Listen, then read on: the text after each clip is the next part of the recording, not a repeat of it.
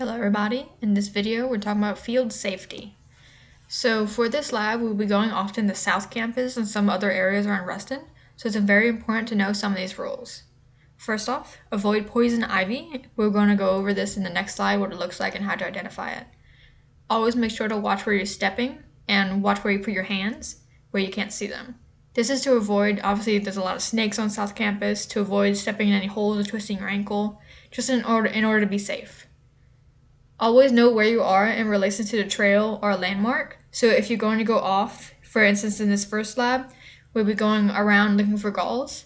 Make sure you know where the path is and always be able to come back to it. If you have any medications you need, make sure to carry that with you. Wear protective gear. So it's going to be hot outside, so wear a hat, sunscreen. Make sure to have closed-toed shoes and long pants to avoid ticks, to avoid snakes, a long sleeve shirt, and if the mosquitoes are bad, wear some bug spray too. And in some cases where you miss a lab, or if you're going out on your own for any reason, make sure that you know, like a friend knows your location or is coming with you so that you don't get lost and people won't know. So just make sure that they know where you're going when you are expected to be back. Make sure to carry a cell phone with you and make sure it's charged. And then also, whenever you leave the lab, make sure to check for ticks on your person. So poison ivy, you can see from this top picture, there's poison oak, poison sumac, and poison ivy. In this bottom picture, you can see that there's 3 leaves on a poison ivy plant, and they are symmetrical to each other.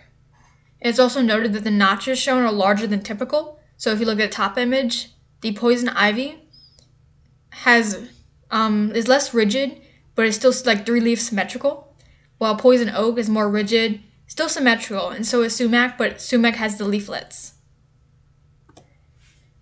Also, make sure when you're out on South Campus to be careful of fire ants. There are fire ants all around on the ground, and whether or not you're standing next to a nest or not, they could still be foraging around or on your feet, so to make sure that you're wearing closed-toed shoes, long pants, and to be on the lookout for any ants on your feet.